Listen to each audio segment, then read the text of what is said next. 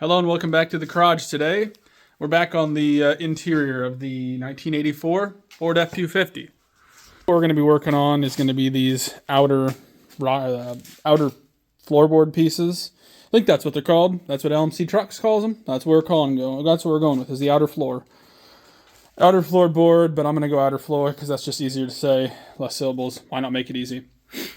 And to be quite honest, all we're going to do is cut out here. This part I'm going to have to make. Nobody really makes this piece because why would you? So that's going to be some garage custom fabrication there, which is, don't hire them. But, so yeah, we're going to rebuild this part. And to be honest with you, we're going to use whatever bends and stuff are here from the original floor that I cut out, or that I cut pieces out of to do the actual floorboard itself. And then we're going to use that to basically halfway mold this back to where it needs to be. And then we'll work our way back here. So first thing I'm probably going to do is I'm just going to get the grinder out. Probably chop this out all up here. Chop out some over there. And we'll definitely chop out some in here. Down here definitely needs patched in areas. But I don't want to cut that whole thing out because that does serve a little bit of strength and everything. Luckily up here it's all pretty solid. So this actually might end up getting welded too. I hadn't fully decided yet, but I figure I'm going to build everything else first. Then I'll decide what I want to do in that notch to end it. Because this side, it's a lot more solid than the passenger side. If you're not familiar with this thing, the passenger side looks kind of like that. If you can see right there, yeah, that's not anything shiny. That's the ground as well. And I mean, you can see through the gaps over there. It's not, that side's worse, which I don't understand why back there is worse on the passenger side. I understand why up here is worse on the driver's side because you always have somebody driving the truck. You don't always have a passenger. But why that side over there is worse, I don't know. But regardless, that's more than enough talking. I'm going to get cutting. So let's just get on to that. Alrighty, also for anybody watching this thinking this guy knows what he's doing, I don't. This is my first time ever doing this. This is my first set of floor pans I replaced. My best advice is don't be afraid to cut. What are you going to do? Cut out too much rusty metal? That's going to be hard to get back there. So I'm just going to start, which what I like to do on the floors is take a screwdriver and stab at this. I'm kind of just more eyeballing. About here.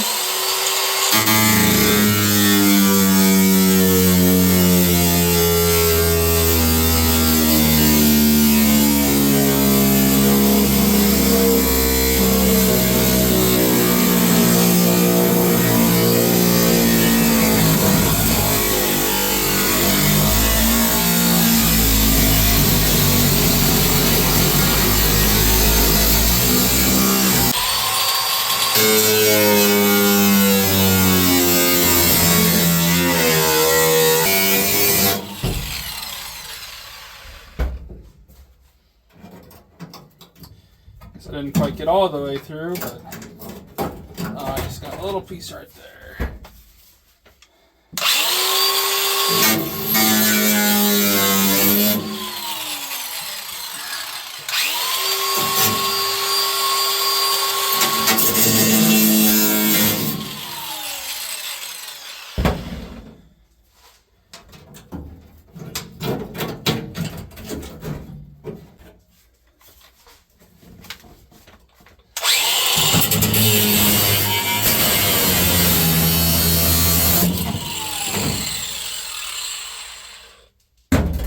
So this is the piece you guys just saw me cut out. So as you get to the back, apparently there's another piece of metal in there that I guess this thing forms two.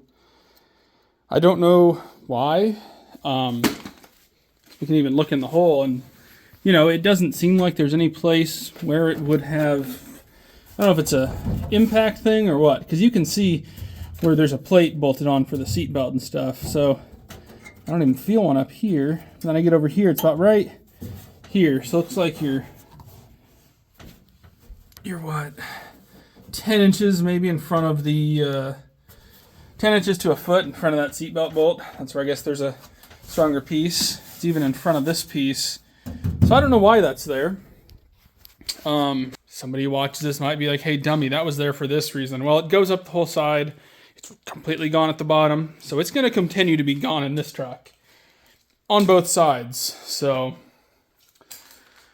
yeah, I'm going to go ahead and I'll cut out the rod at the bottom. I got to figure out how to cut out the very back there. That's going to be pretty much a pain with what I'm using. So I don't have a small Sawzall. And I mainly have a grinder. And my blade's too big to get in there. And if the blade's really small, it doesn't reach. So it's kind of where we're at. So I'm just going to, I guess, cut out some more. And we'll see where we end up.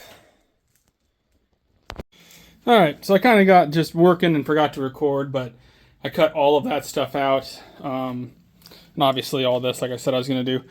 Now my plan for down there in that channel is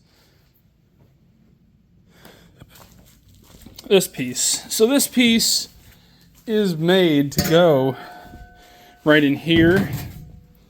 The only thing is I cut the end off. It's sitting right there. Because I'm assuming you're supposed to cut that thing out and then put this is your side floorboard in. So what I'm going to do, I think, is I'm going to cut off right here. Then I think that channel should be basically the perfect length to go from all the way down to the end to here in the middle of the truck.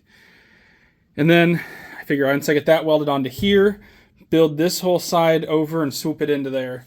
I mean, obviously I've got a little bit of work to do back there first, but for the most part, I think that's going to be my most simple way to get everything here welded back together. Luckily with this going all the way to the back, that'll take up some of that hole back there. I need to cut a little bit more out, then I can build around that top edge there too. I said, there's probably somebody out there hollering like, no, dummy, cut everything out from down below, set it into place, weld it all together, fix the rest of it from below. Like I said, first time doing this, probably going to make some mistakes. Really not that worried about if I make mistakes. At the end of the day, it's my truck. I'm definitely not making it worse. And all of that stuff lasted 40 years. If what I do lasts another 40 years, I'll be in my 70s. I won't care if the floor starts to rust out. So at that point, if my kids want to do something with this and for some reason we still have it, cool, it's theirs. Do whatever they want with it. Luckily, some young idiot already probably screwed it up anyways. So anyways, enough talking. I'm going to match the other side, get everything cut out over there that needs it. And then I'll go ahead and start getting more pieces cut so I can get stuff welded in. So let's get to it. So for anybody out there wondering how scientific my methods are, they're not. This piece right here is actually where that piece should be, that rusty looking spot. It kind of has the same bend up here, so I just roughly put it into place. What I'm going to do is I'm going to tack it in here, and I'm going to take a hammer, and I'm going to just bash it right here till it's flat. And then we'll just work it all the way down. As you can tell, big gap here. See it again, I'm going to tack it up here, then I'm going to bash it into place. So I might try to get you guys set up, and I'll show you how scientific that I am when I do this. If you're a body guy, you might not want to watch this. But it'll be fine. I have faith. Alrighty, so like I said, first thing is tack.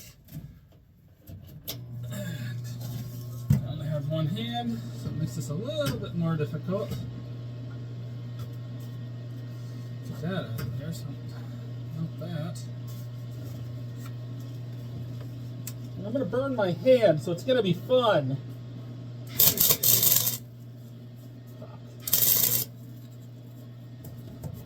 Okay.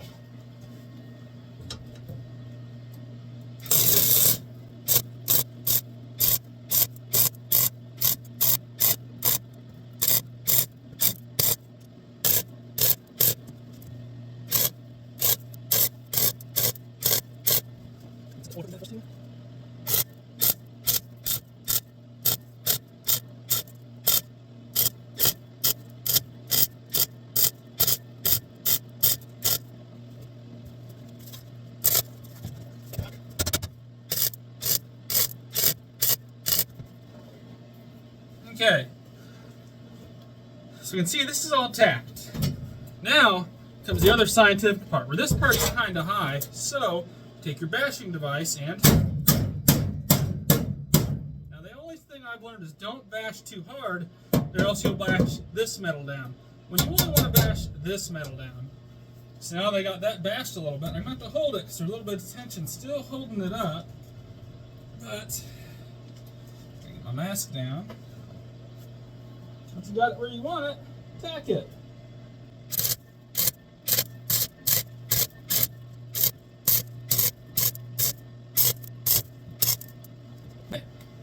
Now that it's tacked, we bash. There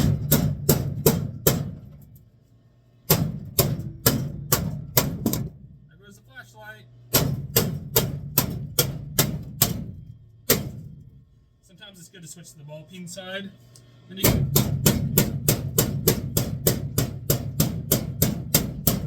really work those edges.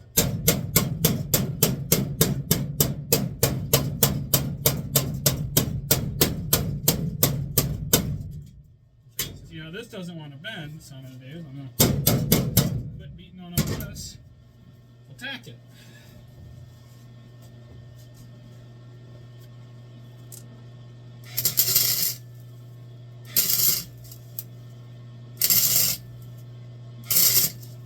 So at one point or another, somehow my camera fell and ended up landing looking at me. Now, as you can tell now, it follows that line really, really well. And the top looks all pretty good. I mean, the welds don't because they're all little tacks and it's all really thin, so I'm trying not to burn through. And sometimes you do, then you got to fix it.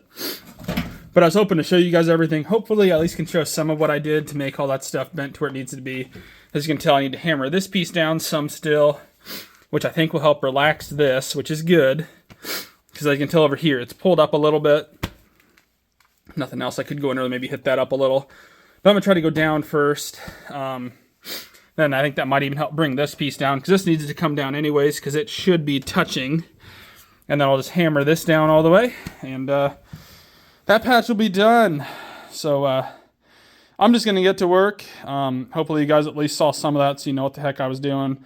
But regardless, I'm just going to keep working. So last night, I guess I kind of forgot to finish up everything that I was showing you guys, everything I was doing on here. Ends up that hole was too big of a spot to just weld all at once, or to just fill gaps in. So we added a tiny patch there, got everything welded in down here, added a little triangle piece to finish in right there, and actually got this piece started. Which, one thing about this that I do not understand is, for over here, this is a channel, and on the outer floorboard piece, it is a channel. Let me run around to the other side, show you what I'm talking about, because I know I haven't cut up the other one yet.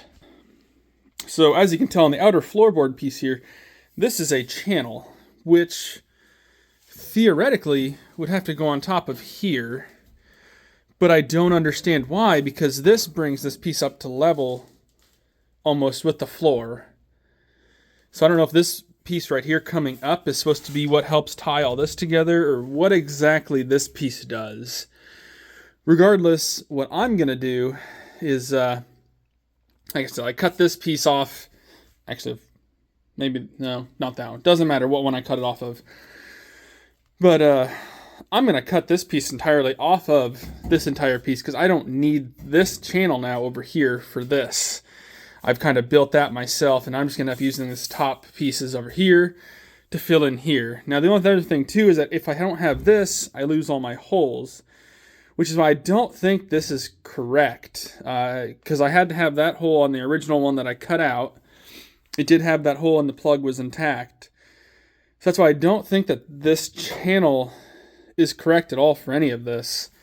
I don't know that, but just based off of what I'm seeing, I don't understand why it should be like that. Like I said, on that side, I do have the channel, because that's just what I had. On this side, I had this entire piece, and there's not a channel.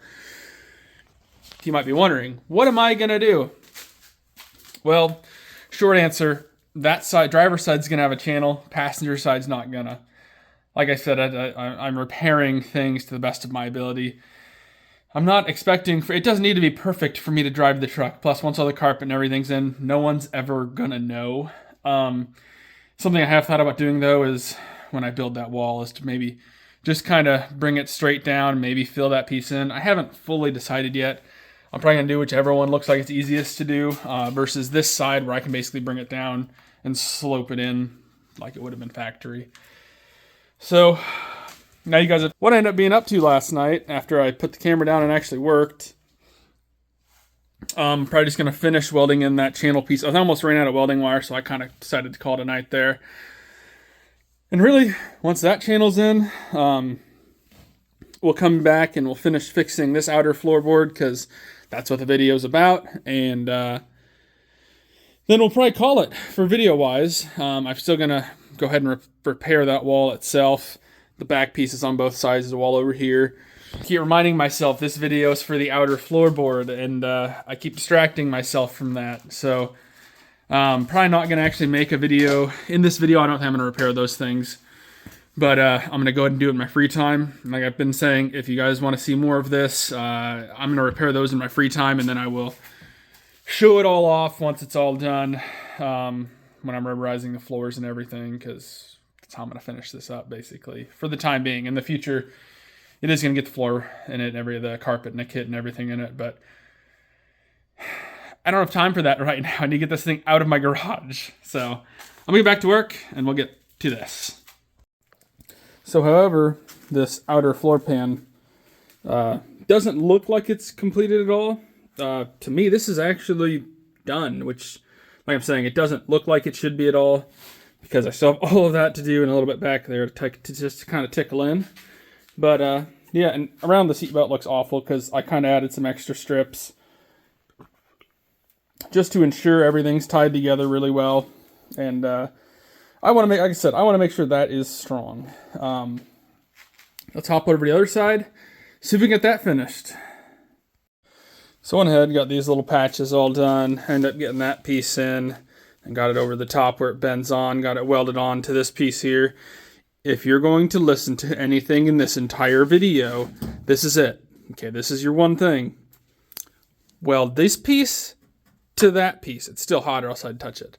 Weld that piece to that piece before you put it in there, and then just run your bead on the top. I still have a little bit of finish up welding to do there. Nothing crazy. My reason for telling you that is because somebody out there's definitely a better welder than me. And maybe they can get in those blind areas. They can get in those blind areas better than I can, but you can't get your head around this corner enough to see that. And even with the hole in the sides of my truck, I can't see in there. It's just almost impossible to see and to ensure that you're getting really good penetration. I probably just put the most weld on anything I've put in this entire floor in that area to ensure that it is strong and it is together and it should not come apart. I'm going to say that. I'm going to hit one bump and that thing's just going to fall off. But, no, it's a pain. Like there's probably some way you can use a mirror and look through your damn thing and you can probably do it. Like I said, if you're a talented enough welder. If you're a talented enough welder, you're probably not watching my videos, seeing how to do these different things, because you're probably better at it than I am, and that's fine. Everybody has the things they're good at. Like I've told everybody in every video, I am not a body man, not in the slightest, never been one before. Completely teaching myself how to do this. One thing I forgot to mention that I said in the first video, but not now about the third one, before you weld on your vehicles, make sure your battery is unhooked. Sorry, ADD kind of kicked in there for a second, and I remembered I've been meaning to say that. But regardless, with that piece in there, that's pretty much all I'm going to do for the outer floorboards this. Like I said, I've still got a little bit to finish up back there where that hump is, and obviously all of this side stuff. But I don't really know what you'd call all that, and to be honest with you, I'm kind of on a semi-tight deadline. Like I said, that's why we're not getting the carpet and stuff in this thing before winter. So that's kind of, wow, I can see my breath. It's cold out. It's actually probably only, it's a nice 20 degrees in here, honestly, which sounds crazy. If you're not from the north, you wouldn't understand, but it's a nice 20 in here right now.